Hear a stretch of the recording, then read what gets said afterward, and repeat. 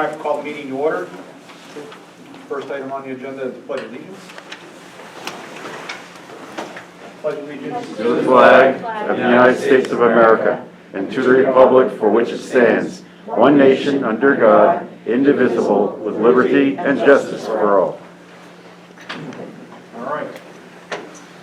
Next item on the agenda is the budget presentation, correct? All right, Linda. All right, good evening, everybody. Day before a huge storm coming, I guess. We're here to present the fiscal year 2023 school department budget. You have your books, which I found a couple of people excited to see the books. Yes, and and you also have a copy of the presentation in front of you as well. Again, this is just an overview as we do each year, and then in February and part of March, all the committees will then dig into the details. But please, if you have any questions as we go along, just let me know and we can answer them as we go. So our proposed 2023 budget is $72,206,761, increasing a little over $2 million. We do have a future slide that'll show all the significant increases and decreases in that area. Special grants is going up $945,000. It seems that each year we're getting a little bit more. And what we would do is would budget the same amount, but I bumped it up a little bit because we're getting a little bit here for Title I, IDEA, preschool, so it's increased over the years, so I felt it's necessary to increase in there. Food service is increasing by $119,805, and that's basically due to the fact that we're still receiving the federal reimbursement at the free meals rate. I've reached out to the state to see if they've seen any kind of foreseeable future, if that's going to continue, but no one's gotten back to me yet. So right now, with all our funds, it's a grand total of $78,641,566, or 4.1%.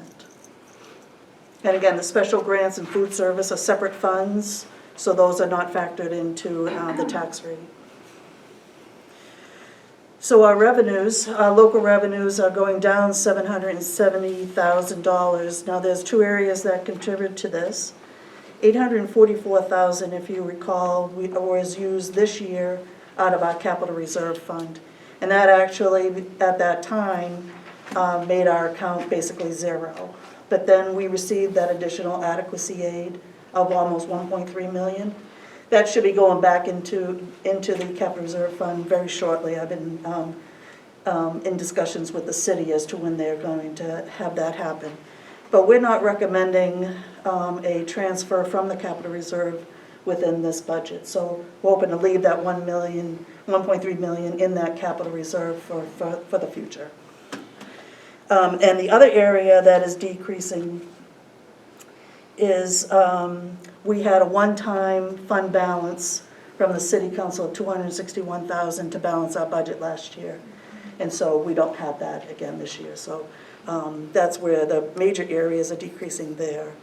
State revenue is going down $152,000, and our adequacy aid is going down $294,000. It actually should have gone down $1.3 million because that was the additional aid we received this year. But with the increase in the amount per pupil and our average daily membership didn't go down as much as it normally has been over the years. So it's only going down $294,000. Federal revenue is going up $112,000, and that's due to the fact that we bumped Medicaid up from $400,000 to $500,000 for next year. And the Medicaid coordinator said that that's probably still conservative, so we felt comfortable doing that. The tax is going up $2.8 million or 7%, and we'll talk about that as we talk about the tax cap in the next slide. No questions yet? Glazed over? No? So the tax cap calculation, as you know, we go by the 2022 budget. So you get your expenditures, revenues, and then to be raised in taxes or total taxes is where we start calculating what we can increase for next year. As you can see, the CPI increase is 4.7%. As you look over to the little chart off to the right, you see that we've never hit that amount, so this is like the largest increase we've seen in quite a few years. It's only been like 1 or 2%. So that really gave us a healthy increase to our budget for next year. New construction, that is actually up to date, and I feel it's going to increase some more. That's based on $55 million worth of new construction coming on the tax rolls. And in talking with the city, he feels that that's going to keep climbing a little bit more. So if we factor all that in, you can see off to the right what we've presented for 2023. We're $160,000 over the tax cap. Now, I think we may be able to make some of that up again with the new construction, but again, I think we wanted to present it this way so that we can kind of have a discussion as to where we can get that to balance. Linda, if you could, the CPI has already been issued by the city. The new construction number closes when? Usually the first week in April. Right. Right. Mr. Kamiri? Do we have, how is the new construction, the city give us fixed amount based, or is it a fixed percentage based on the, on new construction, or is it? Well, they're basing it on $55 million worth of property Right. that's going to hit the tax rolls. So then you take that $55 million based on the tax rates, so the school rate, the county Okay. rate, and that's where we get our portion of it, of the Broken down that way. All right, $782,000, thank yes. you. Any other questions for Linda? Okay. So this slide is showing you all the significant increases and decreases, whether it's in revenue or expenditures. So I've already laid out the revenues, the $844,000 out of capital reserve. We're not recommending that for next year. Adequacy aid decreasing. The use of fund balance tuition for Wakefield is going up $300,000. Now I noticed in the last 2 years we've had additional students arriving at Spalding, and so we were basing it on previous historical data as to how many students. But then also the increase in the tuition rate climbs each year too. So I felt comfortable that we'd be able to add another $300,000 onto the tuition line. And then again, Medicaid, we went from $400,000 to $500,000. On the expense side, there's the $1.3 million that we raised in order to put into the capital reserve. So we don't have that, so that you see that large decrease. Teachers' salaries is going up $1.2 million or 4.7%. Even though this is a current level of service budget, I was able to add $408,000 for the kindergarten program to bring it up to 3 o'clock.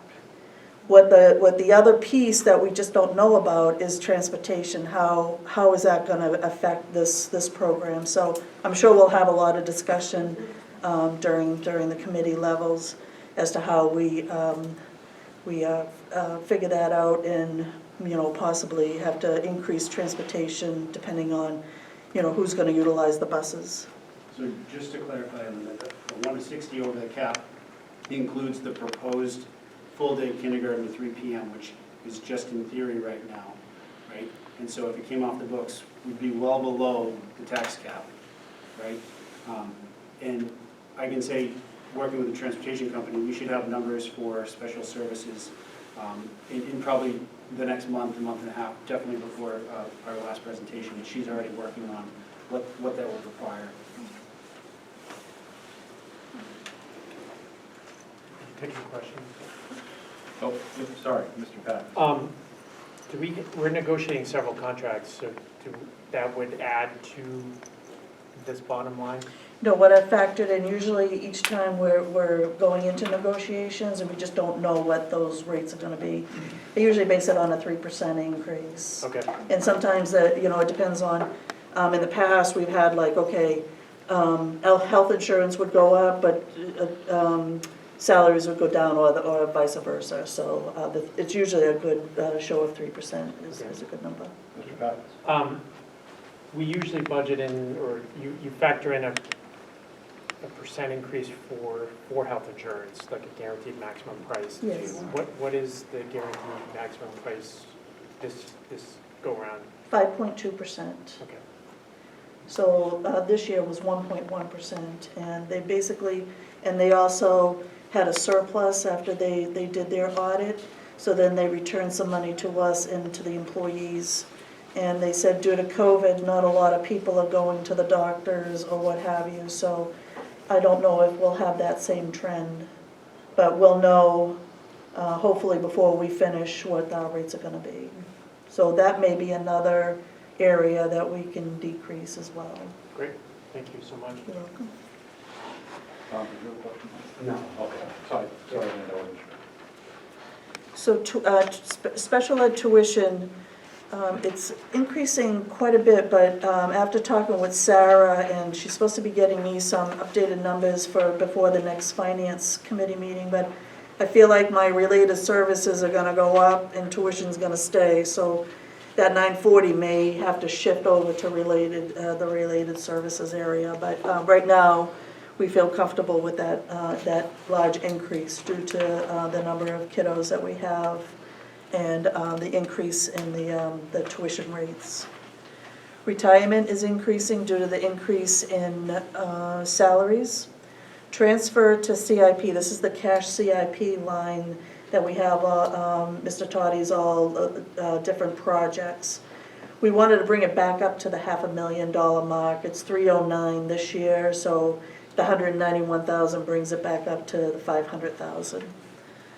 Salaries for paraeducators is going up 4%, and again, there's a piece in there for that kindergarten to get to 3 o'clock. We had to increase their salaries as well. Mm-hmm. Health insurance is going up only 2.4, even though our guaranteed maximum is 5.2 increase. But we had a lot of changes in health insurance, people dropping off, going to their spouse, or new people coming in. And also, we have a lot of people that, we have a lot of openings still too. So we actually, that's part of our savings this year. We're gonna have about a $300,000 savings just in health insurance. And then transportation is increasing by 3.8 based on our current contracts.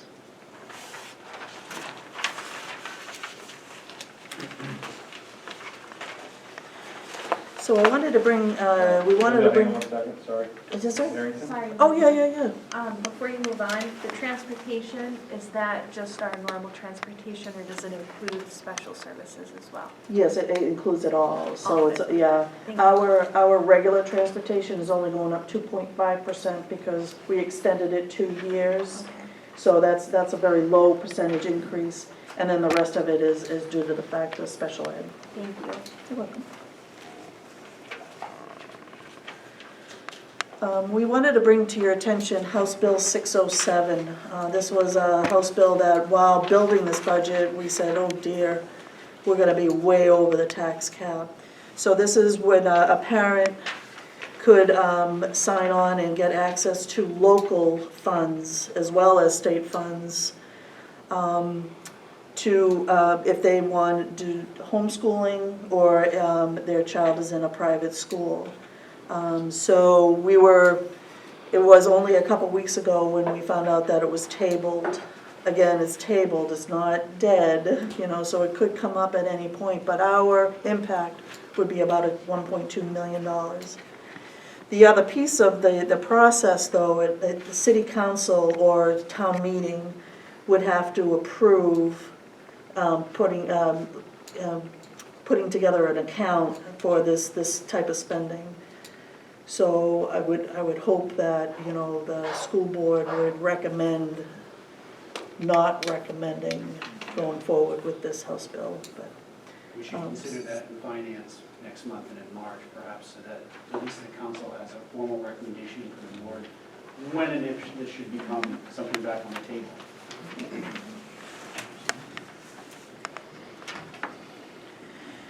So each year, we still try to show everyone all the different cuts we have done, or positions that have been cut over the last 11 years. There's obviously been other cuts in other areas, but this is where it really hits us, is in positions. And then this is 8 years' worth of cost per pupil versus the state average. And you can see each year, we're far below the state average, which tells us that we're pretty frugal with our budget and our spending. So Linda, we had a couple questions, and Ms. Stokes, I apologize. Go ahead. That's okay, you can finish this and then I'll ask after. I don't want to cut you off. Go ahead. I'll Done. ask after.